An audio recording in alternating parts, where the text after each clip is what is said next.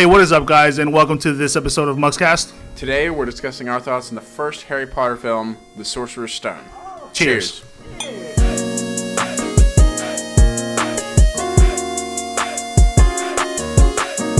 Harry Potter, Sorcerer's Stone. Yep. We're going to be doing all 8 of the movies over the next fucking, 8 weeks or whatever. However, we depending on what comes out, that we we might have to throw some other stuff in there. But we just decided we wanted to. Because to be fair, the reunion came out. I've held off. I haven't watched the reunion yet. You should watch it. I want to watch all the movies first. It's going to be a better experience. Yep. I didn't. I kind of regret it, but it was still really enjoyable. But so I just want to apologize about the game because I think we said this. I can't remember if we said this to each other or if I said this on camera. But just in case, I just want to apologize because I said, when we watch this movie, I have a feeling that it's going to make me fucking vomit because Spider-Man 1. I don't remember if we said it on camera. On camera, not. As I'm saying, because I said Spider-Man 1, I think it came out after, and it was fucking horrendous. Yeah. But, dude, this movie, there is some shoddy CGI, but because they mixed it with practical, it works fucking good. So it's still just as magical as when I first watched it. It's so good. Let's just go right into it. How is he not waking people up on that bike? Mm-hmm. Huh? How is he not waking people up on that bike? You ready for this? You ready for this? Yeah. Magic. Yeah. I had the same question. So just to preface this, I did actually reread the first book. I managed to reread it just in time for us to watch this first one. And I'm trying to get through the other ones as well and kind of read the books and watch the movies at the same time. It's going to be harder because I don't have as much time, but hopefully I can. But I reread the first book and then watched this, and I had the same question in the book. They just say in the book he just fucking crashes into the street on a loud ass motorcycle in the middle of the night. And I'm like, what? Nobody's getting up for this? And also, what is especially in the movie, in the book, I imagined that it would be much darker, but in the movie, it's what the fuck is the point of him stealing the lights? Because it's so bright out there still. Yeah. They're just almost in full daylight. I know it's because they had to light the movie and shit, so you can still see them, but I don't even know why he stole the lights. Yeah, it still looks very bright, yeah. Dude, and so, they leave Harry there, and we cut forward to him under the cupboard. Yeah. And immediately, the Dursleys, fucking amazing. All the casting for the three of them, and just the whole vibe around the scene is so perfect. Yep. I love it so much. They managed to give us exactly what it is that we need to feel, and that's that, they're all very loved in that circle, and they're very vile in that circle. And Harry Potter's very much so the outcast. Yes, and they do a very good job. As soon as he wakes up and looks up, I'm just I love him. I love him so much. I think it was perfect casting. Yeah, he's great. And everything with him under the cupboard and Dudley fucking stomping on the stairs. Yep. And it's just you immediately get a sense for everything that's going on there. I think it's great. And Mr. Dursley specifically, Vernon or whatever, he is he's perfect. He is perfectly cast. Awesome. The way he looks and talks, his snarkiness, so good, it's fantastic. R.I.P. to him, but I love him though. He's great. Yeah, and so they go to the zoo. And they skip a lot. In the book, there's this whole thing where they are we're not fucking taking you to the zoo. Yeah. We're gonna leave you with your neighbor, but then she can't do it. So fuck, we have to fucking take him. I actually remember that, believe it or not. Yeah. And so they just skip all that stuff, which I don't think is necessarily needed in a movie. But they skip all that. They take him straight to the zoo, and he goes in. And again in the book, this in the movie version, it's a bit more of a gag where Dudley actually falls into the glass and then gets trapped in there. In the book, he just kind of sees the glass disappears and he gets freaked out and falls over, but not into the tank or whatever. So I actually don't remember that, but they went a little bit further with that. And I think it's probably better. It works more for the movie. It's more interesting than him just kind of being snake, He actually makes it more funny. And I do love how much Harry gets enjoyment out of them suffering in any way. The absolute joy in his face throughout this movie whenever them or Draco get fucked over, shit on, and it's I'm so happy. He's just yes, and I'm this is great. And so the letters to the chimney. I love the scene. It's I love the scene. Done. Yeah. They, again, the fact that they went practical, because it is technically practical. Semi-practical, it's not. They're not CGI fucking letters. You know what I'm saying? I'm saying it's practical. That holds up really well.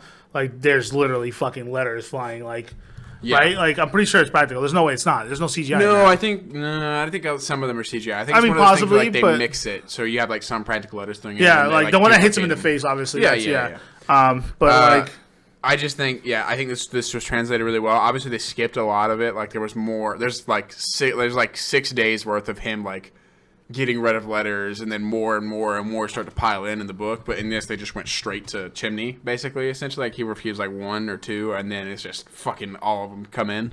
Yeah. I think that what was I gonna say? The fuck, I can't remember. But basically, they go to the island, right? And this is the point where I'm like, I feel like you kind of need the context of the book here. It was just like watching it. I was like, if I had not known, like this would be like kind of jarring. Yeah. They just cut to this remote fucking island in the middle of a storm, and then they don't even show them like arriving to it. They're just already in this house, and you're like, what the fuck? Yeah. Like in the book, obviously he's like, we're getting the fuck out of here. We're leaving. They get in the car. They pack up. They drive to this place. Meet this guy. Get a rowboat. Go out to this island. It's like it would be like a compilation that they could have put in here. But it's just like it's so jarring to just cut straight there. And I feel like if you didn't know that context from the book, you'd be like, what the hell are they? What is this place? What are we doing here now? You know? And Hagrid comes in. And I love the gun bend. It was perfect. Yeah. Like, they did that great. And also, again, pitch perfect casting. This guy is fantastic. I don't know his name, unfortunately, but Hagrid. Yeah, he's not the character, but like the actor. No, I'm saying Hagrid is the He's I love him, dude. Like he's probably like one of my favorite characters in the whole Harry Potter series. Yeah, easily. Everything about him is just so lovable. Yeah, but he said he does the gun bend, and then he's talking to Harry, and we get he like lights the fire. And I love they don't actually mention this. One of my favorite things in the book that is like subtle is the fact that they talk about like he can't. They don't even mention it at all in this movie. They say, "Oh, he's not supposed to use magic," but he was like his wand was broken, and they were like, "You can't fucking use magic anymore." Like they snapped it in front of him and said, "You're done because you did something."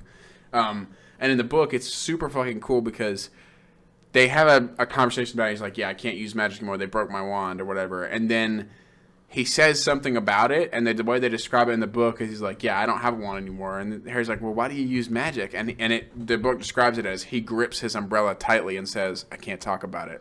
But you're like, he took the pieces of his wand and made it into his umbrella handle. And I'm like, that is such a cool ass fucking detail that you miss. You don't really get that in the movie, but I thought that was so fucking interesting the way that they was written, and it's just like subtle, and if you notice it, you notice it.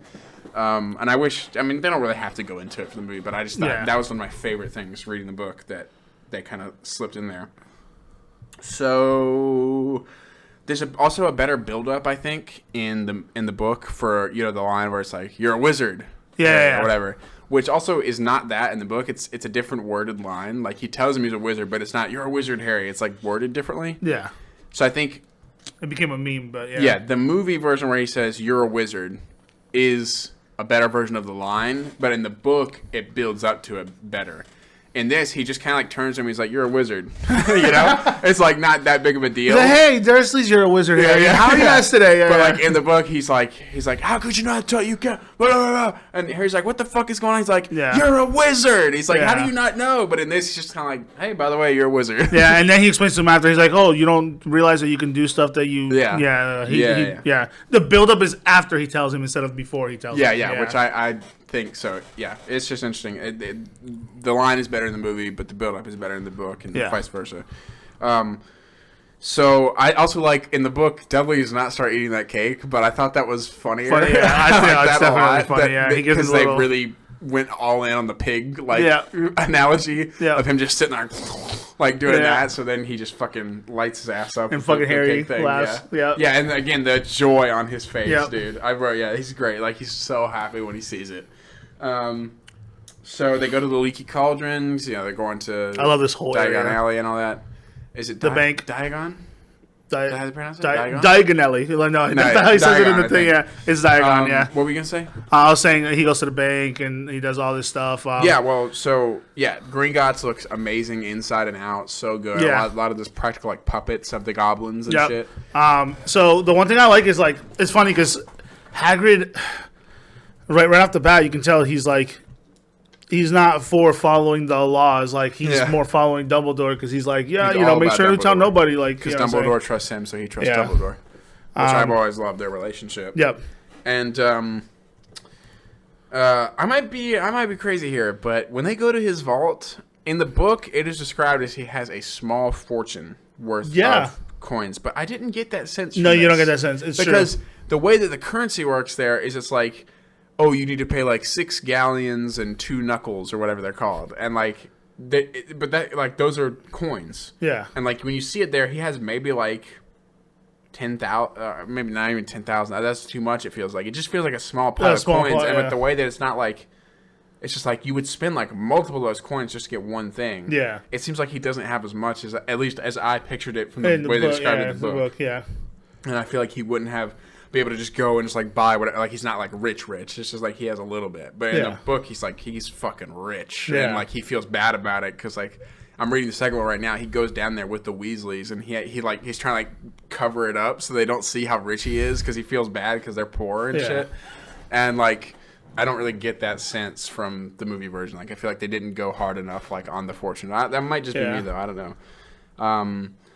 So then they go to Ollivanders. I love the scene in Ollivanders where he's giving him the wands. That's like perfectly recreated from the book. Except I think in the book he like takes the wands out and they literally like leap to Harry's hands. Yeah. I think so they kind of changed it, and also he wasn't like zapping shit around the shop. But I think either way, like they nailed it. I love it in the movie. I really love that scene. And I think the guy that cast as Ollivander is fucking great. But I just love it because it's like every time he does something wrong with the wand, he's like, okay, well, that's not that one. He's not even like upset about it. He's no, it's not that one. Next. He's like he is upset, but not upset to the point where he's like, get the fuck out. He's like more like, oh, like I have to clean this up again. Yeah. He's like, well, that's just not the right one. And then he gives him the wand, and he tells him, he's like, it's peculiar because that wand just so happens to be like the brother of the one that gave you that scar. Yeah. Which is always great. Because he remembers everyone. He sold it to anyone. Yeah. I do think this is a weird thing. I just think I prefer thinner wands, and Harry's wand is kind of thick. It is thicker, yes. I kind of like this thinner, like damn boy. Yeah. But his is like a little bit like too thick around, I think. But like I like the thinner, like stickier, like wands, kind of. I guess I don't know. I just didn't remember what his wand looked like. I think that's just personal taste, though. He goes immediately to the train station with Hagrid. In the book, he fucking... They go on a shopping list. Well, yeah, they get all the stuff. They got all that. And then in the book, Hagrid's like, well, we got all your shit. Now you got to go back and live with the Dursleys for like 2 more months until the semester starts. Oh, shit. And then he has to go completely on his own to the train station. In this, they just skip that, which is good. Better, we don't need that. But it's funny because, like, I hate it. Rachel and I were talking about it because he's just like, hey, you gotta find platform 9 3/4. Deuces gotta go. Like he explains nothing to him. He's that is a problem that it creates because in the book, obviously he doesn't go with Hagrid. Yeah. He receives a letter like right before he goes to the semester at the Dursleys that says like platform 9 3/4, and he's like, what the fuck? And Hagrid's not there to explain it to him, so he goes and then he meets the Weasleys and so on and so forth. Yeah. But I love the twins and the whole family. I just like the Weasleys in general. Rachel fucking hates Ron. Like I don't. She hates him. She finds him annoying. That's bullshit. She finds him annoying. But it's funny because I told her I find fucking Hermione absolutely atrocious in this movie. Like this is the only movie I don't like her in. I just think I like her character, but I just think that her Emma Watson. Yeah. She's still finding her footing here, as opposed to like she's definitely the weakest of the three in this one. Definitely. Yeah. She hasn't quite really figured out like acting yet, I don't think. But, dude, I literally wrote here, dude, Ron is so fucking adorable. I fucking love Ron. Fucking face. I just want to fucking be like a grandma and pinch his little cheeks. Yeah, when Rachel says, she's like, and then it's funny because later on she's like, okay, I don't hate Ron. Yeah. She's like, I just find him really fucking annoying. And I'm like, I fucking love Ron. Cute in this movie, dude. He's so, I guess they were all like about like 12 or 13, right? But he's great in this movie though. I fucking love him. Like he's so fucking cute, dude. I was like, damn, like these kids, all 3 of these kids are just fucking adorable, and but they also fit. And they play very well off of each other. Yeah, exactly. And I might be wrong about this. Maybe someone will correct if they do watch this, but I don't think the frogs moved in the book, like the chocolate frogs. Nah, I don't think so. I think that they just are. Honestly, it's cool because they make it more magical. But yeah. But I think they were just chocolate frogs in the book. But yeah, it is an interesting thing for the movie, and I love the way when Hermione comes in and. I can't remember now because it's been a few days since we watched it, but the way that she says, Ron's like, and I'm Ron Weasley. She's like, pleasure. Yeah, She's yeah. pleasure to meet you. Or whatever. Yeah. She's like so fucking grossed out by him. I love the way that she like said that line. It was so fucking funny. And yeah, so they kind of all meet up or whatever. They skip over some other stuff in the train here, and then we go straight to Hogwarts. Yeah. And I think Hogwarts is like properly huge. Yeah. Like when you look at it, you're like, yeah, that makes sense. Because in the book, you can't really get a sense for it because they're just like, it's a big castle, and you're like, okay. And then they go in it, and there's like 7,000 different rooms, and you're like, okay, it's a big castle. Yeah. But when you see it immediately in the movie, you're like, that makes sense. All this shit that they're about to, like, all these different rooms and passages they're about to go through, like, that makes fucking sense because that place is enormous. It is. And I like when they get in and Draco comes up for the first time, who also perfectly cast. Love him. Love Tom Felton. And he says, "I'm Draco Malfoy," and Ron just like tries to like hold his laughter back. He's like, that is such a bullshit name. He's like, "Oh, you laughing at my name, you piece of shit." Oh shit. Yeah, but then what is it he says? He's like, red hair, hand-me-down clothes. He must be a Weasley. Yeah.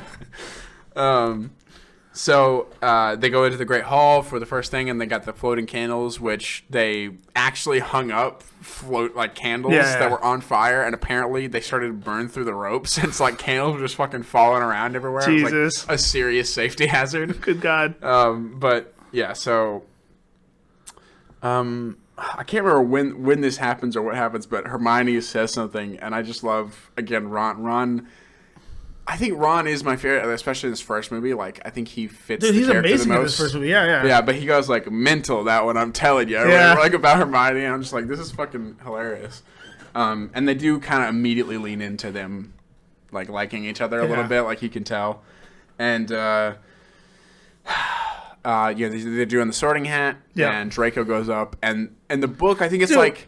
In the book, it's like it touches his head for a second, and then it's like Slytherin. And this, I couldn't even, like, if it contacted his head, it was like this much, dude. They were just like, Slytherin! Yeah. It literally is like, it's like, Slytherin! Hey, man, you need to touch my head. He's like, oh, we already know, bro. Like, just go. No. I can see you. Yeah, I know what you look like. Yeah.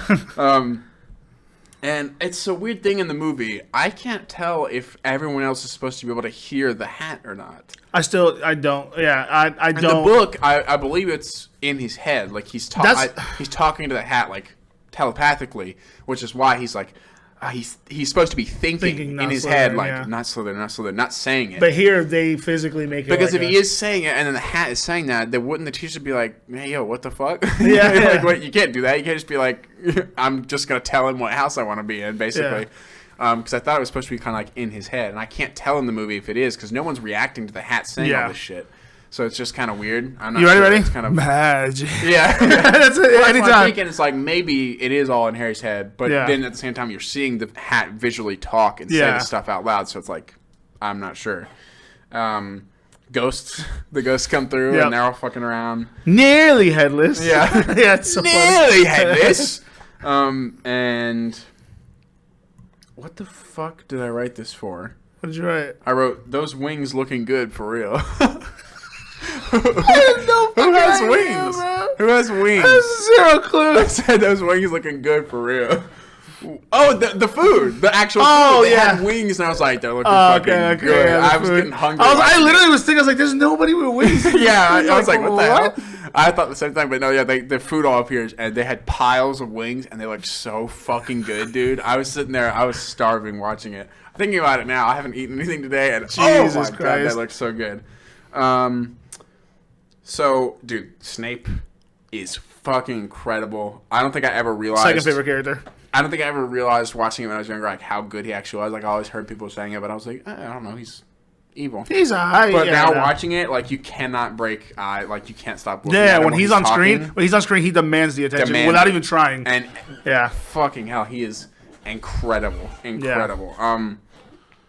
So, well, to be fair, Alan Rickman's just he's great. Rest in peace. That's too bad. I would have loved for him to be at the reunion, man. He was everything in like that character. Like I can't. Yeah. Like he brought everything to that character that you would never would have thought of, even just reading the books. And they kind of talk about the Gringotts break in and start to bring that up, and that kind of starts working in, like how Harry's like, but that's the one that we went to, and there was that shit in there. Or whatever. Yeah. And I do like in the movie, especially visually, you can see when they go out to do the broomstick and all that. You can see, like, when Harry says up or whatever, obviously, like, he's one of the only people where it jumps straight to him. But you also see him going, like, oh, shit. Like, he has so much power and control over it that he's, like, struggling with it for, like, it's so, like, wanting to jump up to him. Yeah. Which in the books, you're like, oh, it jumps straight into his hand. But in this, you can see, like, he's so fucking naturally good at it that when it jumps up to his hand, he's like, oh, shit. Like, it's, like, that powerful, which I think is cool. And yeah, the CGIs were really rough here, like with Neville flying around. But and then I wrote, they blend it well. Like the shot where he falls and then the crowd splits and it's him. Yep. I was like, that's so. And it's not even just that. Cool. It's like when he falls and he first gets hung. That's CGI, and then they cut to him hung, and that's why it works. They just kind of break it up. Yeah, and so it works. Unlike where Spider-Man, where they're fighting, and it's like motion blur and really bad CGI. Yeah, here it's perfect that they split it up. I was just like, oh shit, I love that when he falls all the way, and then the crowd splits and it's the real Neville. I was like, that's fantastic. That's so well done. And good scene of him catching the Remember All or whatever from Draco dropping it. I thought they did that really well. Yeah, that was really cool. And it's so funny because you think McGonagall sees it and you're like, oh, he's in trouble now. It's the same exact way in the fucking book. Yeah. She just, in fact, in the book, I think she walks up and she's like, you're fucking in trouble or some shit. And you're like, oh, what? And then she's like, no, actually, we found you a new secret. But, so good. And they introduced something that is not in the first book, I believe, which is they go to that trophy case and they're like, your dad was a seeker. And I don't think that was in, if I'm not misremembering, that was not in the book. They never mentioned that at all. I think that's something from like later It is something books from later. Where they talk about how his dad was also a seeker. I'm pretty sure it is, yeah. So here's the thing. I think that there is a point, they obviously get to the point where he's like, oh, Ron's like, oh, she's a nightmare or whatever about Hermione, and she like runs off crying or whatever. But they feel a little bit too much like friends in the movie to me to begin with. In the book, they actually, like, legitimately, every time she walks up to them, they're like, fuck off. We do not want to talk to you. Like, genuinely, like, Ron's like, we don't care what you have to say. Harry's like, go away. Like, they don't want to be friends with her at all. Damn. Pretty much. Like, they don't really like her until the troll scene where they kind of bond over that shared experience. And then from there, they're friends for life. And I really, really like that. And in this, I feel like they're kind of friends already. Yeah, it's true. They do feel friendly, right? Yeah. And then there's that scene where he's like, it's Leviosa. So he makes fun of her, and Harry laughs too. And I'm just like, oh, I don't remember that scene being like that. Like I remember it does happen in the book, but they were already, like you said, like not really. They didn't really fuck with each other, even though clearly Ron and Hermione like each other because in the book. And they don't even show this in the movie either, really. In the book, after he says that, and Harry's like, I think she heard you. Yeah. In the book, it describes Ron as being like trying to pretend like he doesn't care, but really he's kind of like, oh, shit, I didn't mean to hurt her feelings, like, because he likes her. Yeah. But yeah, it's a lot more subtle and like a lot more character in the book that I feel like they kind of skipped over here. But they stumble into the room with the three-headed dog, which looks great. That is like one of the best really fucking CGI things in this. It looks fantastic. That actually looks really good. And I don't know why I said this. He says some other bullshit on Hermione, but it's like his comments on Hermione are so fucking funny. Like she'll say anything, and he'd be like, this fucking girl. It's just everything that he says about her. Did you hear that? She's fucking breathing. Like, everything he says about her is so funny, and the way he delivers it, I love it. And so they take him to the Seeker or whatever, to the guy to be like, hey, I got you a new Seeker. And Wood kind of looks like Hayden Christensen. I don't know if you saw that too, but he kind of looks like Hayden Christensen. No, we'll put them side by side. Maybe I don't think so. I'll show you. I think he really does, like a young Hayden Christensen. But then we get the scene in Flitwick's class where he's like, it's Leviosa, not Leviosa. Yeah. Whatever. And, which is the fucking funny video. Never mind, doesn't matter. Yeah. That's why I'm kind of saying. That's what's always stuck in my head. But then, he goes out. They're walking out after him. Ron's like, it's Leviosa, not Leviosa. Yeah. She's a nightmare, honestly. And then she fucking runs past, and she's so upset. And I was like, oh, they did a good job showing that, at least, because you feel bad about it. We're skipping over probably one of my favorite gags, and I didn't want to skip over it, but it's the dude where he's like, where he explodes every time he does a spell. Like, Seamus. I think it's Seamus. But I like it because he still technically made the feather float. He did something, But, at least something happened. But it's so funny. Like, he's fucking explosive every time this shit. I don't know. It's just funny.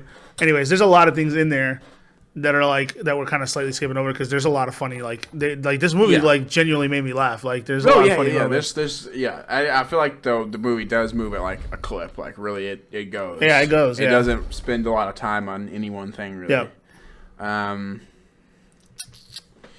I said I feel like they could have done more practical elements. I think that was for the troll. That's for the troll is what I'm thinking of. No, I disagree with you. It's because they use so much. No, there's no troll yet. No, this is the troll, I think. Nah, I disagree with you. I think the troll. Quidditch. I was gonna say no. The troll holds up fucking amazingly, bro, because it is super practical. Like the only thing CGI in that shot is a troll, and then when he shoots at the bathroom, they literally took something and they smashed all the stalls. Like no, yeah, but I'm saying like the entire troll is like PS1 CGI. I mean, it's not the best, but it's still because still especially so once good. Harry gets onto him, then Harry becomes fully CGI. Yeah. Whereas like I think they could have made like a top half of a troll and had him really climb on there. Like they did that with like the Lord of the Rings, like with Treebeard and shit. Like they had them get on something and ride around. Like I feel like they could have done better with that. Instead, you have like CGI Harry, like woo, like doing that shit. Yeah, it does take away from. So that was a problem. But then, like once he falls on the ground, there is a real practical troll like head there that they like pull the wand out of and shit. And it's like I felt like they could have blended it a little bit better like they did with the other ones. But we skipped over. We didn't even talk about fucking Professor Quirrell, the dark arts teacher, at all. Yeah. Because I love him in the scene after the troll. Like he's like, oh, run along now. He could wake up, and then like the troll growls. He's like, oh, he's fucking funny.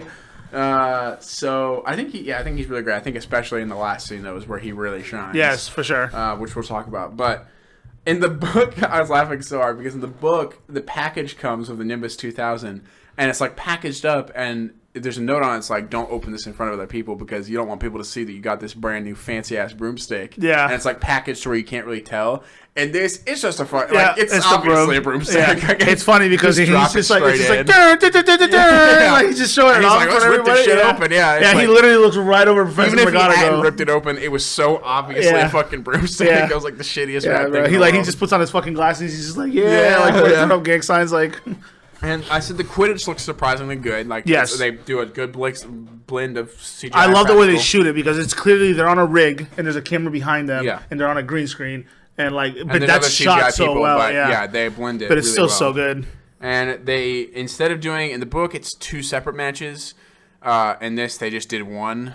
Where they went straight, there's one match where he does really well and everything goes good, and then they do the second match, and that's when he starts getting cursed and all this shit goes down. Instead, they just did the second match, and the snitch catch in the mouth I think is great. Like that's like how I imagined it, basically. Like reading the book, like I think they did a great job with that, and.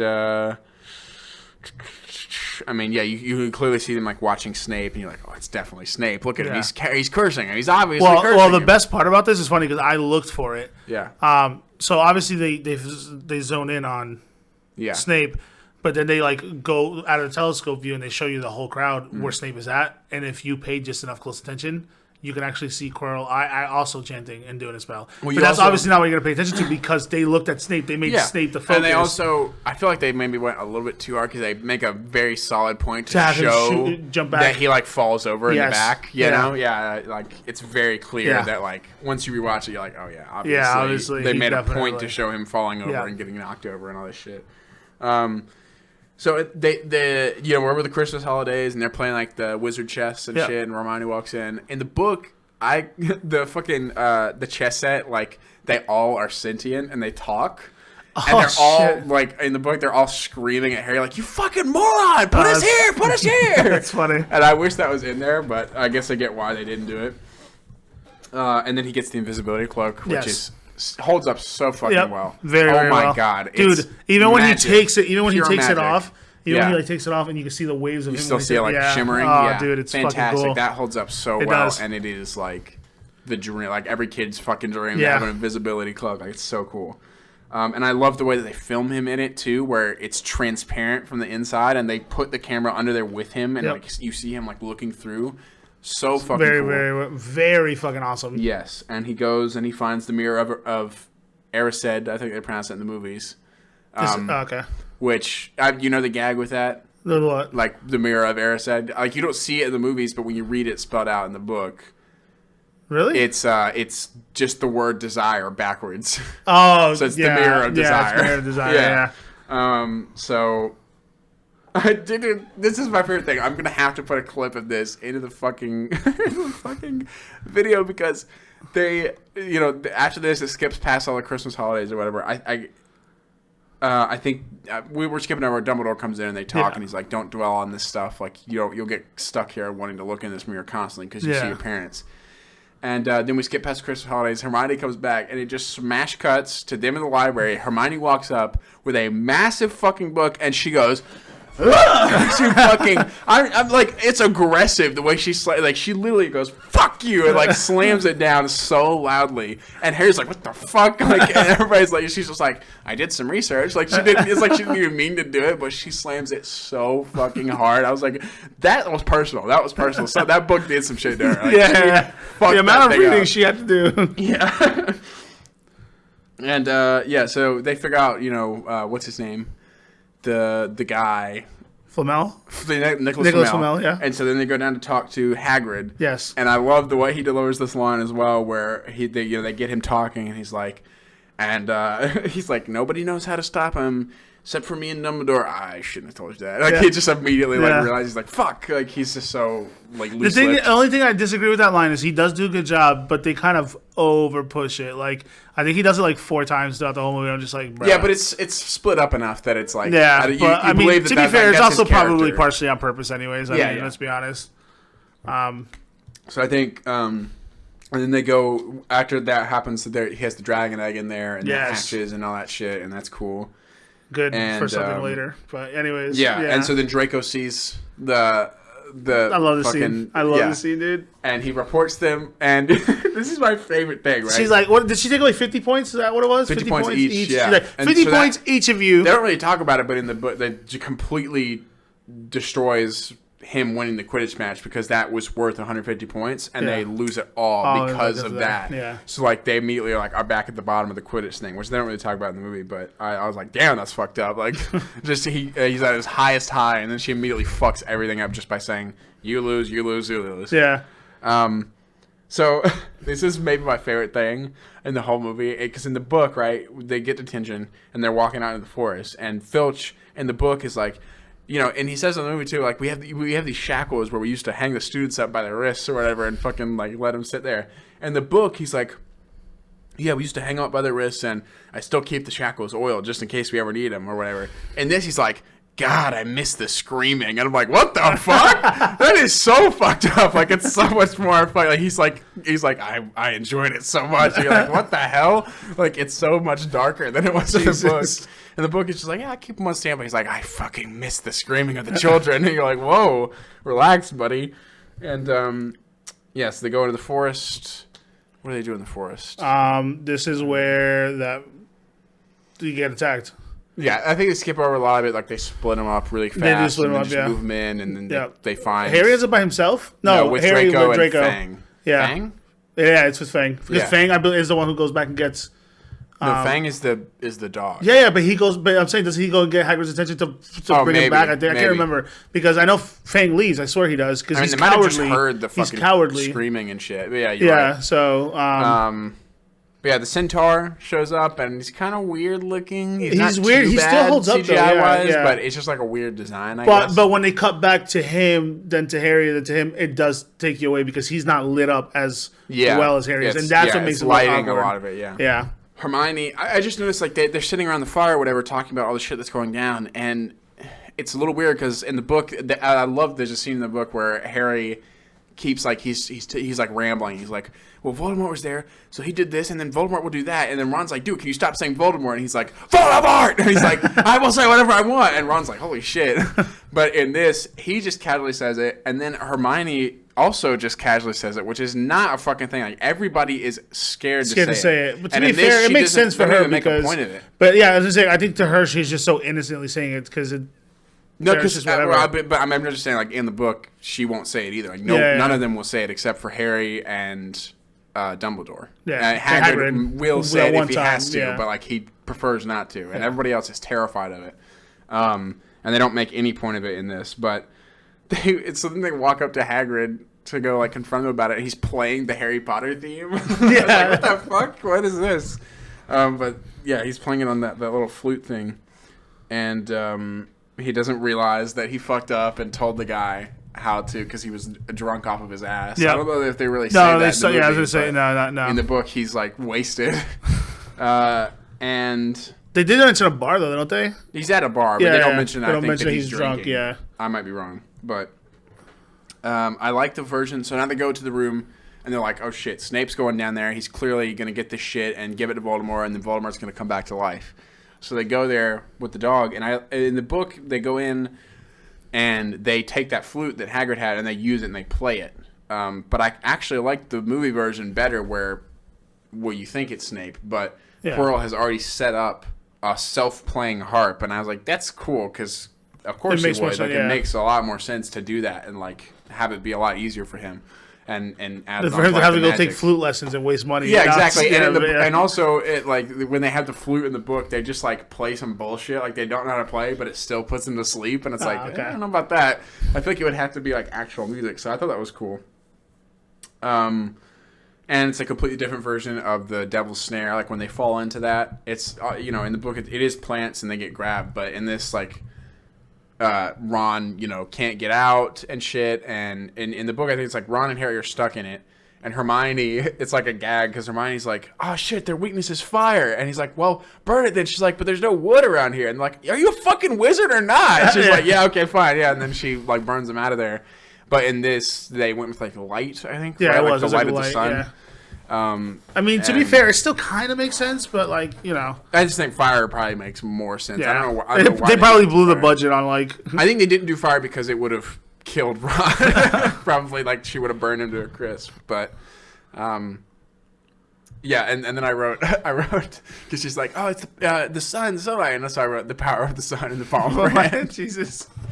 Anyway, so I really, really love the Ron chess scene. Yeah, that's maybe my same. favorite scene in the whole movie. Same. And in the book. Yep. The sacrifice he Dude, makes so and stuff. good. It's fantastic. So good. I literally was like, I turned to Rachel. I was like, how the fuck do you hate Ron so much in this? Yeah, and that's when she hit me with like, well, it's not that I hate him. He's just so fucking annoying. I said it like that on purpose because she's right there. But so it's funny because that's what I told her. I was like, well, I find fucking Hermione kind of annoying in this movie specifically. But yeah, I think I just think that like it's such a dramatic moment, even though it's like ends up being nothing. And in the book, it's good because of the music, by the way. Like the music builds well, it up. And it's I just think it's so good. I like that's why I like Ron's character so much. Is like the building to him being like so scared of everything, and then he sacrifices himself for them. There is one part that falls kind of flat. Go ahead and say what you're gonna say, and I'll tell you after. There's one part I was that gonna say like in the book he gets fucking clocked in the head by the thing. In this, he just kind of like falls over, and then you're like, wait, he's knocked out now. Yeah. But they didn't want to show up getting. So that part actually falls flat as well. But the part that I don't like is when Harry's like, no, Ron, no, but he doesn't make a face. But like he has the emotion in his voice, but the face is just normal. Let's say it now though. I think they all, aside from a couple Emma things Watson, here and I there. think she's a little bit not quite as good in this movie. But the other two, and all of them as a whole, I think they're really good for kid actors. For kid actors, they do a lot of really good stuff in this, and it's very. Like I said, there's a couple lines that do fall kind of black. Yeah. But for the most part, yeah, they did really good. Mm-hmm. So I really liked in the book Ron having his thing and Hermione having theirs, which they completely removed here. Like there was supposed to be another room where she goes in and it's like potions, and she's like, "This is this one and this is that one." Yeah, and it's so funny because I actually didn't mention it to you, but it's funny because I remember when I was watching it, I was like, "Don't they each have their own moment?" And it's because I was remembering the book. There's only certain parts I remember, and that's one thing I vividly remember is they each had a moment to triumph. Yeah, and it's also really weird because it also completely removes because the potion one that Hermione does is Snape's guardian thing. Like that's the one that he creates because each teacher like adds their own element of defense. Oh yeah. And so then it's like Hagrid even says in the movie that Snape is one of the people who protects it, but he doesn't have a room of stuff. So it's just kind of like a weird continuity thing. They probably took it away so people weren't thinking like because if Snape had one that he was guarding. Like, they would have been like, oh, like, well, if it's there, then it can't be Snape. You know what I'm saying? That's probably what they were thinking. Well, they already said it in the movie, though. I think they said it the same way, right? Or yeah. did they not? No, because sort of. Because Hagrid's like, Snape is once they find out the shit, he's like, well, now you know Snape is one of the people guarding it. Yeah. It can't be him. And they're like, no, it's him. It's definitely him. And he's like, but it can't be. Yeah.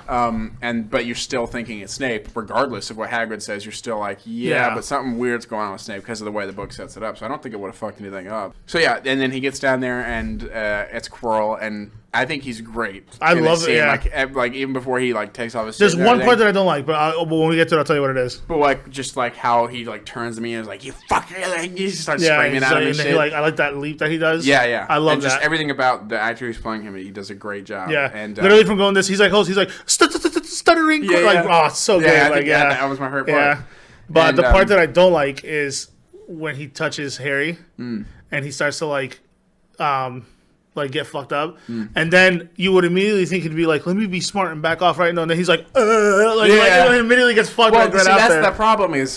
You're right. It is weird because in the book, it's everything. Any part of Harry that he touches, he gets fucked up. But in this, he's like grabbing his face. It's only if Harry touches him in this. So it's like a different weird thing. Like maybe he thought he could like overpower him and get his hands down or something like, and not actually, and still choke him out. But I fucking hate it. But it's different in the book. Yeah.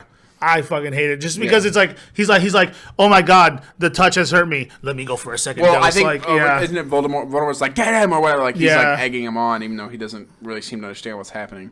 And then he gets Thanos snapped, basically. And also the best thing I fucking love it is the mirror when he looks in the mirror. Oh yeah, and it shows him putting it in his pocket, and then it's in his pocket. So fucking cool. I've always loved that. It's great in the book too, the way they describe it. Yeah, that's one of my favorite things. And so he wakes up, and also not in the book, but is the weird fucking Voldemort apparition that like flies through him and shit. That's a little goofy. So I was saying to Rachel, like, he was trying to hurt him, like, right? Like when he was in the apparition, right? He was trying to, but obviously he doesn't kill him. But no, the apparition, I don't know. I think he was just trying to leave. That's what I'm saying. Like that's what Rachel was saying. I think he was just trying to leave her. I'm like, I don't know. I think he tried to like, and then Rachel was saying maybe he was trying to possess him, like because Harry gets knocked out clearly after this. Like, so obviously something happened. He didn't just phase through him. He just collapses from like exhaustion. Exhaustion of like burning him basically. Yeah. See, that would have been much better than for Voldemort to be like, "Ooh, I'm a ghost." Yeah. So yeah, and he wakes up in the hospital in the medical wing, and I don't know if I'm the only one who noticed this. Why is Dumbledore so quiet in this scene? Am I crazy? He was like every line that he said here, he was like, "Harry, you're back." I just think it's the actor dying. Clearly. Okay, wow. No, but I just think like he was fine the other, but like he was just like Harry, obviously it's a secret, so everyone knows. And Harry's like, okay, and I'm like, I can't. I had to actually turn up the volume of my shit to hear him. It was just weird. I don't know. I don't know. Maybe it was some glitch or some shit. But he was so quiet. And I miss in the book there is a fantastic thing that he like a little speech that he gives to Harry because they talk about how they destroy the stone. And so that elixir that the stone makes or whatever that's in the stone was what Flamel was using to stay alive. Yeah. And he's like, well, Harry's like, well, isn't he going to die now? And he's like, yeah, he's got enough to set his affairs in order and then he'll die. And in the book, it goes on a little bit, and Harry's like, well, that sucks. He's like, no. He like gives him this whole speech about like how death is like kind of like Gandalf in Return of the King, where he's like, it's the next adventure and like this type of thing. It's like really sweet and nice, and they just fucking skipped it. Yeah, and it's like I think it would have been really good, especially for like a kids movie, to have some shit like that in there. And they just said, fuck it, let's just have him whisper some more and then win the scene. And so they go out, and Slytherin is winning, and then he dishes out the extra points, and then Gryffindor wins. And I love Hagrid, like, is sitting there, and it switches to Gryffindor. He's like, yes! And he's like, shit. He's like, he's so hyped about it. It's even more funny because Slytherin gets announced to win, and like, Rachel was saying, oh, look, Snape looks kind of proud because he is kind of like smiling and clapping. Yeah. And then Dumbledore's like, well, and some last second points, and then Snape's like, that was a good impression. Yeah.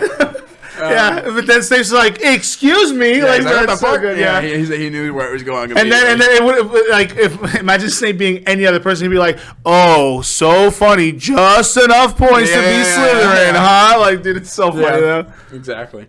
And then he leaves on the train, and he leaves. Yeah, I mean, honestly, like, so this movie, in my opinion, this and maybe the next are 100% the most absolute magical, like. heartwarming movies because Yeah. after They're kids' movies. into the third one, it definitely starts to get way darker, Yeah. way darker. But in the best first way two, possible. Yeah, in the best way possible. Not bad. What I'm saying is like these first two feel very magical. We're in a magical world. We get introduced to lore, creatures. Goblet of Fire is where it starts to get real fucked up. Oh yeah, of course. But Real what I'm saying fucked is up. like I love that the first two movies.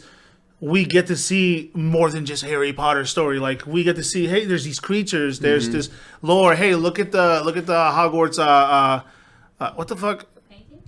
No, not the paintings. The room where they all eat. I can't think of the grand main word. hall. Yeah, the main hall. Thank you. Grand the hall. the grand hall. Yeah, like it changes weathers. It changes with magic. They don't, and they kind of start to gloss over that as it goes. Like we lose but that also, magical. and even in the movie, it's kind of glossed over a lot of, obviously, because they skip so much shit from the books and rewrite things. But I said, it moves at a clip. Yeah, but I still feel like that first movie does a really good job of showcasing, like, hey, this is a very magical place. Yeah. And by the second one, it still shows us that magical place. And then by the third one, they're like, yeah, you get it, magic, blah, blah, blah. Here's Harry Potter's story. Well, yeah, which is okay. There's nothing wrong with that. That's the best part about this is, like, as a kid, if you started watching these, like, you grow up. If you watched these when they came out in order. Which I did. You grew up, like, if you were young enough, you grew up alongside them. Yeah. So you are young when they're young, and you have these nice, magical, fun movies. And then as it starts to get darker, you start to get older, they start to get older, you start to get more used to it, they start to get more used to it.